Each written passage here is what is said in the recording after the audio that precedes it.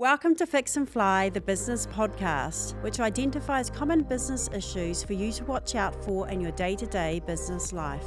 So tune in every fortnight where we speak to leaders of corporates to SMEs where you can implement their strategies into your business. I'm your host, Larissa Logan from Fixity, where we help turn businesses around. So Grant, thank you so much for joining me on the Fix and Fly podcast. Welcome. Thanks, Larissa. My pleasure. So today, can you just let our guests know that don't know you, kind of 3 things about yourself? I'm a Kiwi born and bred. I'm a very proud chartered accountant, and I have a strong interest in military history. Thank you. Now, one of the things I'd like to tap into today is about your longevity and your career at Restaurant Brands. So how long were you there for? 26 years. A long time, I guess, in that particular industry anyway. Yeah, absolutely. So you've seen quite a bit. You've been through a few market downturns. Yeah, I've seen a lot of certainly a lot of changes, both in terms of the market and the way we operate, the brands, costs in the industry, and of course sort of the marketing and the customer perceptions, which is very much a big part of that business. So a lot of our listeners, they listen in to try to get advice on how to better equip themselves to run their own businesses. Mm-hmm. They come up against challenges that they don't always know the answer to. So what I'd like to chat with you today about is around a couple of challenges that you've experienced and what the solutions were that allowed you to kind of overcome those challenges. And I guess one of the first things that come to mind for me is there are many businesses operating overseas, like in Australia and the US. What are some practical steps and advice that you could give to business owners that are looking at venturing offshore to set up overseas? Well, I guess the first thing is understand the market, and sometimes it's very easy to sort of leap across into a new market and not really understanding particularly the subtleties of how that market operates. I think we're quite lucky with Restaurant Brands when we went overseas, and I don't put that down to any smarts on our part, but we're just lucky, I guess, that the industry we were in is very much a replication industry. So cooking fried chicken in KFC California is very much operationally very much the same as cooking KFC in Gore, New Zealand. So we had I guess, quite an initial advantage, or certainly a strong advantage, that the operational side of the business, the waste controls, the staff rostering, all those kind of things that you really need to understand in depth to make a business operate, were prescribed by the franchise agreement. So it made it very much easier to take that expertise and transfer it to the overseas market. So I think understanding the market, and we were lucky that we understood a lot of the operational side of the market because of the very nature of what we did. And were there any challenges that you experienced when you did enter a new market? There are always challenges, always challenges. I think understanding that the labour model is always interesting. Just how, for instance, when we went into Hawaii, it was very much a non-unionised kind of labour force, so a lot more easy to do business with the workforce than perhaps it would be in Australia or New Zealand. How about entering into contracts, leases, all of that type of stuff? Who did you rely on for advice to kind of understand your legal obligations in that market? Yeah, I think one of the most important things is to get a good all-round law firm on your side as you go into an overseas market, and I mean, that to cover all aspects of the legal challenges. Obviously employment law, property law, contract law.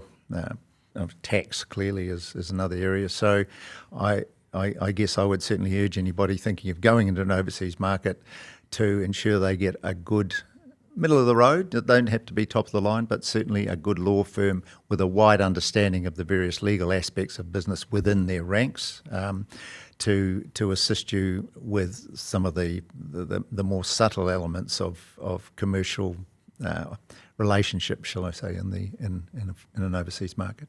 And do you think the tariffs are going to play a big part in those businesses looking at, entering those markets now? Not in the quick service restaurant business, no. I think there's not a large amount of trade, if you like, between most of, certainly the restaurant brands businesses are involved with source locally. So, sourcing, the US operations source from within the US, Australian operations source within Australia, and New Zealand within New Zealand. So there's not the exposure to that cross-border transactions that evokes the tariffs. So, look, I think the broader effect would be whether tariffs actually considerably create major downturns in the various economies, which of course could have some flow through to the domestic business in each of those, but nothing from tariffs themselves that I can see anyway. And so in your role as president of Chartered Accountants, Australia and New Zealand, you must be speaking to businesses all over the world.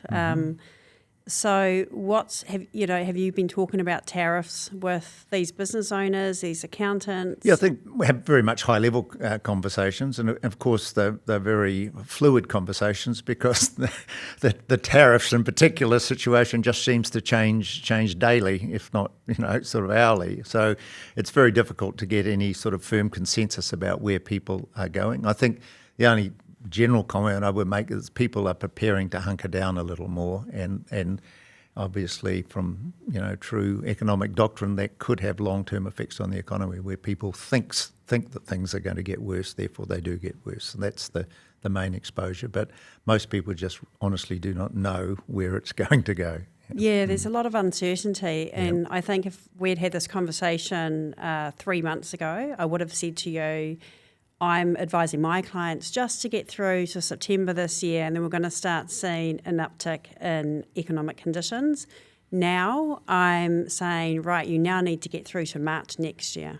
That's another 6 months where potentially in a depressed economy, potentially with reduced discretionary income, these business owners are trying to drive revenue in some of the businesses that may not be otherwise viable. Yeah.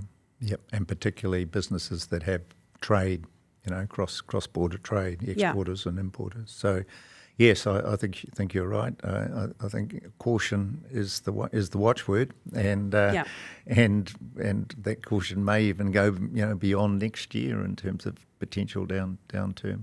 And as you say, it's the uncertainty that's killing it. It's just simply not knowing what is going to happen, and when something does happen, it's often from left field anyway. So it is quite it's one of the toughest business times I've seen in terms of understanding where to go and making firm commitments on investment.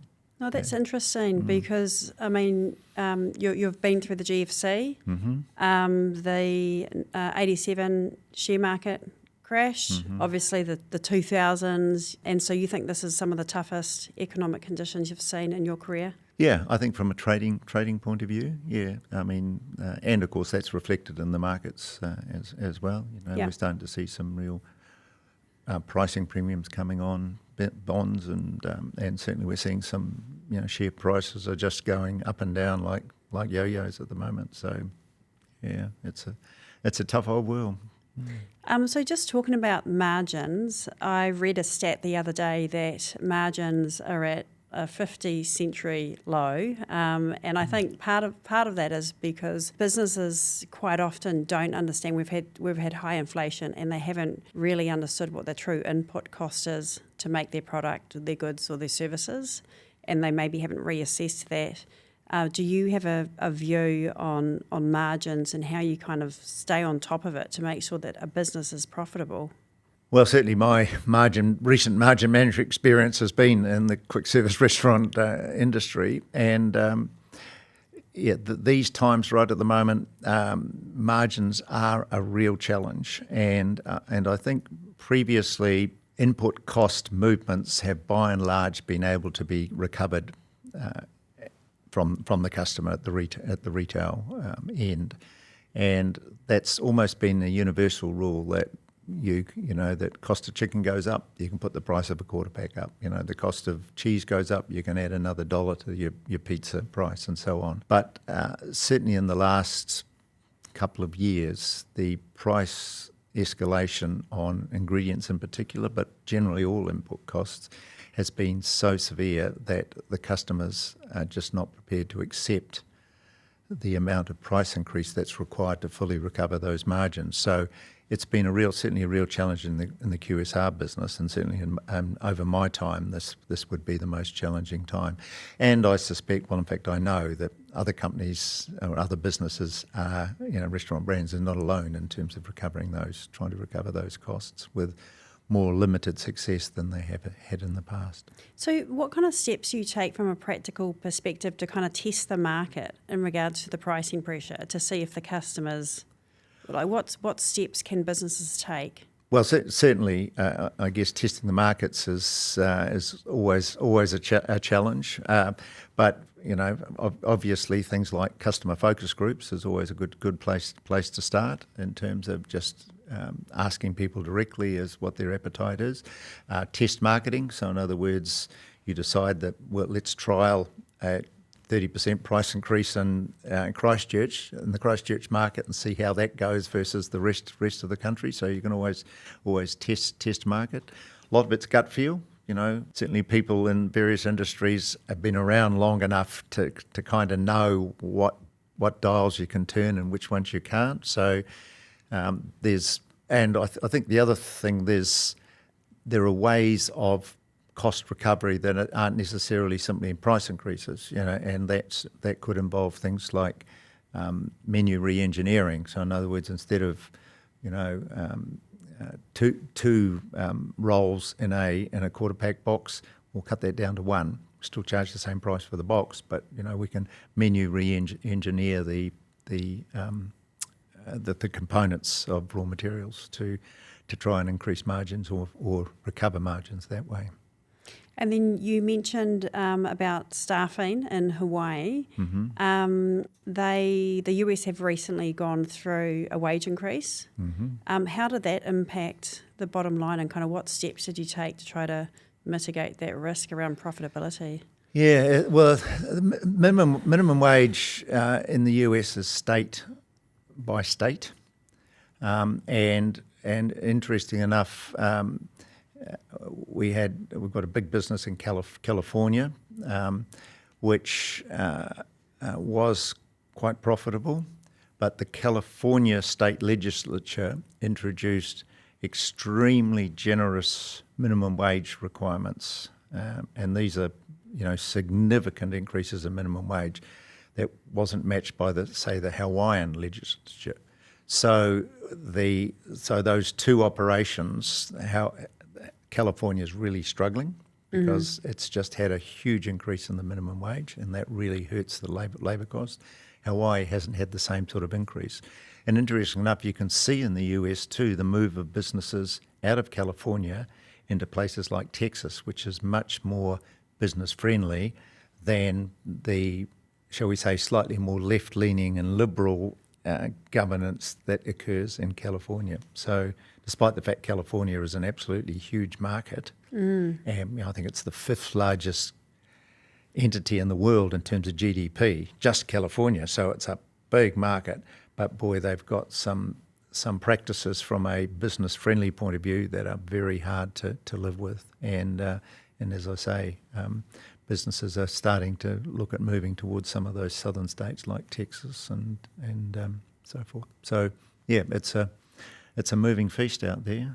And how about retention, staff retention? Did you find during your time that it was hard to retain staff to kind of develop into kind of managers or restaurant managers? Yeah, and interesting. Again, it's a market-by-market discussion. As a general rule, quick service restaurant businesses suffer considerably high levels of employee turnover, and that's just the nature of the beast, because most of the employees that work there are often students. So they finish their studies and they seek better paying employment or alternative employment, that they are often new immigrants that come in that are trying to get a foot on the bottom rung, and once they get established, and they can move into jobs that pay more. So there's by nature very, very high turnover in the quick service restaurant business. Certainly in the States, it's in excess of 100%. So that's big turnover. But in order to try and that involves most of the staff at the operational level. Above that, the restaurant managers and the restaurant assistant managers and supervisors. A lot of those, it's an interesting business. A lot of them actually, if they don't leave within the first 12 or 18 months, they tend to stay for a lot longer because they like the nature of the business.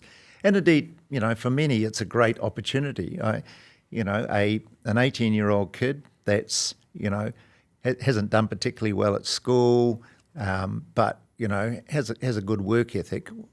We can take those kids, bring them in and train them up to where they're running a business that's turning over $8-10 million a year. It's got 30 or 40 staff working for it. It's producing, an EBITDA of $1.5-2 million, and there's, $8-10 million worth of assets tied up. That's a big business by any measure. And, we're giving this to an 18, 19-year-old kid who can actually deliver, and with proper coaching, and remembering that a lot of that business is repetitive processing. So it's once you understand the processes of cooking chicken or whatever, then it's replicable and it's easily understandable. So it makes it easy for people to actually pick it up. So yeah, look, I think getting these younger people in, that helps stability, but we train them up properly and give them that degree of responsibility.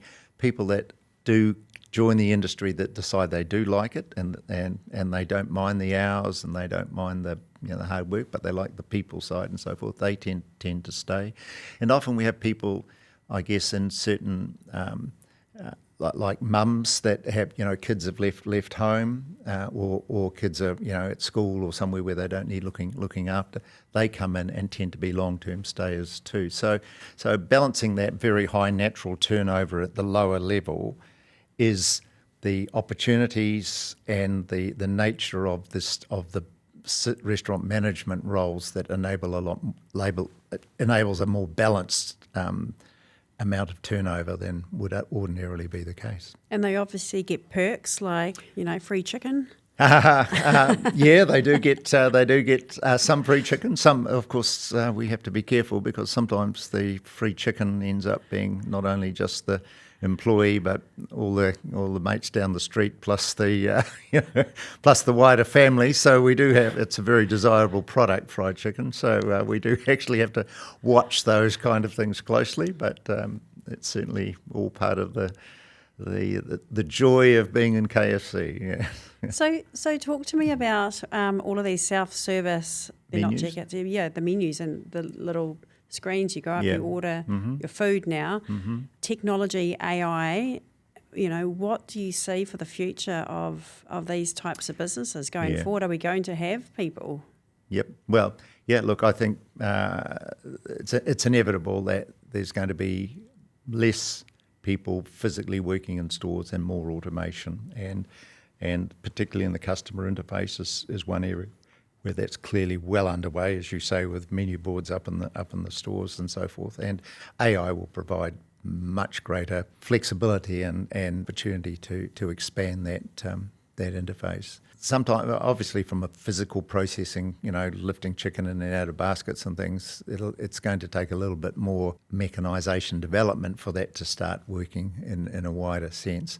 I don't think we'll ever take people out of a restaurant, but certainly I think that the numbers and some of that more routine stuff, such as order taking, can absolutely be enhanced or required less physical people with the use of AI. Do you have any insights into what some of that technology might look like going forward?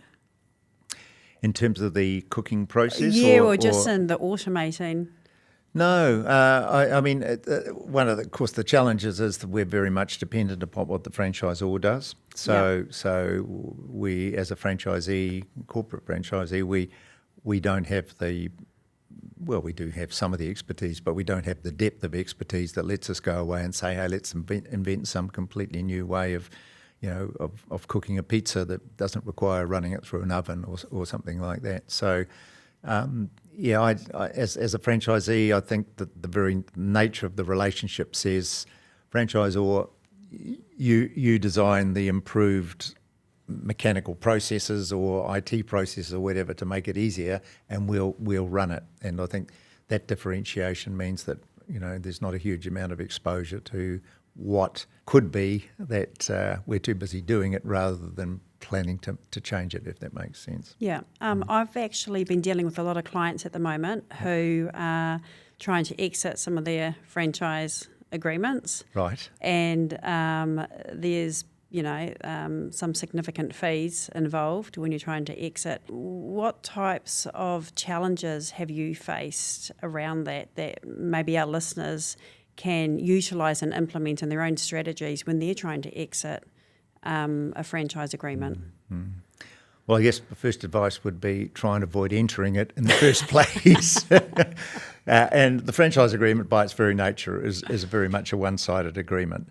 But I think you've only really got one window to try and reduce your exposure, and that's when you're getting married up front to the franchisor. So my advice to anybody that's looking to enter into a franchise agreement is negotiate hard with the franchisor, because they'll want the whole world, and you don't want to give them the whole world. So all those kinds of terms that come up in franchise agreements that are onerous, like requirements for re-entry deeds on stores is a classic, where if you lose the franchise agreement for that store, the franchisor has the right to get in and run that store themselves. So you have to assign the property rights on a leased store or an owned store. So those kind of things you want to try and negotiate out.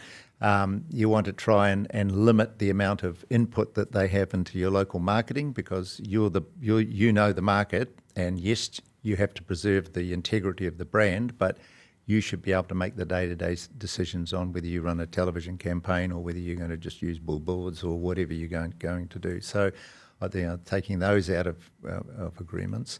I think ability to adjust royalty streams is something that you want certainty in the agreement, so you don't want the ability of them to revise your royalty stream 3 years down the track when you've done all the hard work to get the business set up. So there's lots of things you want to work very hard at to take out in the first place. Once you're locked in, it does get a lot harder, but if you can get yourself in a position where you can have a more robust discussion, shall we say, because once you've been working with a franchisor for a number of years, there is a relationship that you develop a working relationship. And I guess if for instance you have a dispute about whether or not you're going to keep reinvesting in the brand because you want to invest in something else, then the franchisor does have the right to invoke the franchise agreement and stop you from doing that. But of course, then what's your response going to be? Do they want to upset you, and you've been a good franchisee for the last 5 years, and this whole mutually assured destruction kind of thing? Well, if you blow it up, we'll blow it up too, and they don't want to have that. So getting the right franchise agreement up front means you're in a good negotiating position in the first place. I guess there's all sorts of strategies. Talking to competitors is another one. If you don't have the re-entry deeds on your stores, you can say, well, we'll walk away from the franchise agreement and we'll go and sign up. Instead of Burger King, we'll go with McDonald's, and we'll set up McDonald's kind of thing. But that's starting to get quite nasty. And I think with most of these things, I think as you intimated, sometimes you just pay the money, buy yourself out of it, cut your losses, walk away. Yeah. So that brings me on to another. Point. Regulation. Mm-hmm. Over the years, have there been any regulatory burdens which have kind of provided challenges for the business? And if so, kind of what were the solutions or the thought process to kind of work your way through those? Yeah, well, I think as I said earlier, minimum wage is probably the single biggest regulatory action that I've seen that has a negative impact on on the business. We've heard a lot of talk about sugar tax, and increasing. Obviously that hasn't come in New Zealand yet. I don't think it's come in any other market either, just between us. But I think that's a constant threat. But my personal view is I think it just gets added into the price, and the consumer just pays a little bit more for their soft drink and so forth. There's definitely an QSR lobby out there that we should all be eating stuff that's green and raw.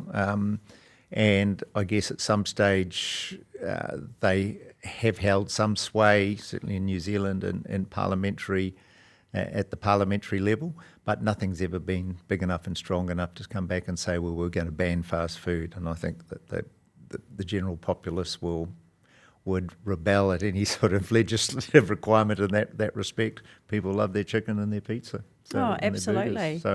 So yeah, it's a constant sort of not threat, but it's certainly a constant possibility that something could come from a legislative viewpoint. But with the exception of minimum wage, I'm not seeing anything in particular that relates to the QSR industry that's a threat.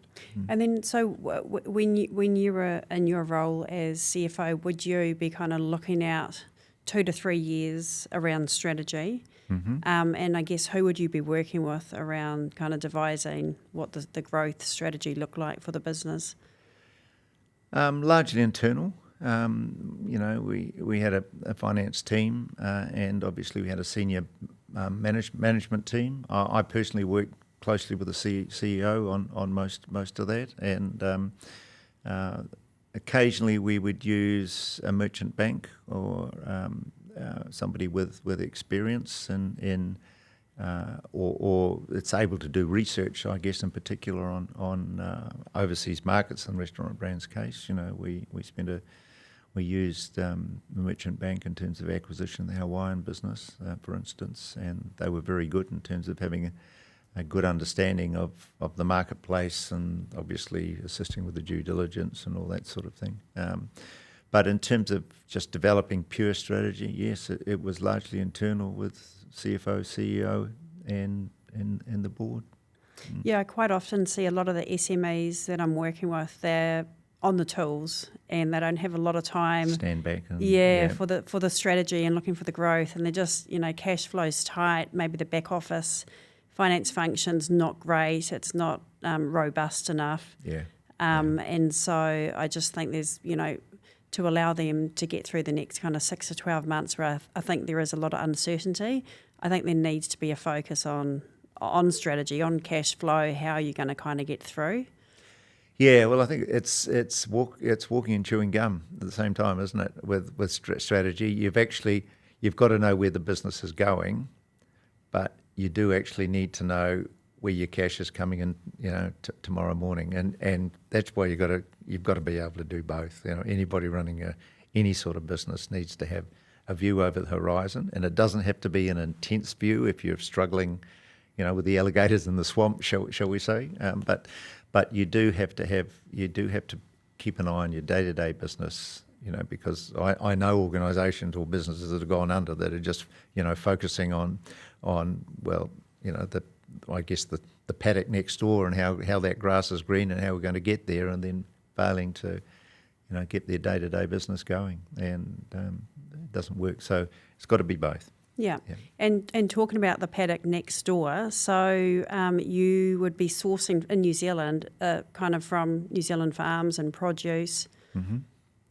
Yep. It's most of New Zealand's ingredients certainly are domestically sourced. The Colonel's herbs and spices come in a secret container, but with the exception of that, I think most of it's definitely from down the road in the local chicken farm, or from Fonterra for the cheese or whatever. Yeah. Oh, that's great. And do you have any other advice for our listeners who are looking at growth over the next kind of 12 months? Any advice for them? Well, in terms of growth, as we said at the beginning of this discussion, it's certainly tough economic times we see coming, but there are always opportunities. And I guess if you know what you're doing and you're funded strongly enough or well enough, and you have a weather eye on opportunities and identify something, then yes, you should certainly have a look at it. But don't rush in where angels fear to tread. Well, thank you so much, Grant. I really appreciate you being on the podcast today, and thank you so much. My pleasure, Larissa. Thank you. Thank you so much for watching this episode. If you enjoy the Fix and Fly podcast, make sure you like, comment and subscribe, and share with anyone you think will find this useful. We look forward to seeing you next time.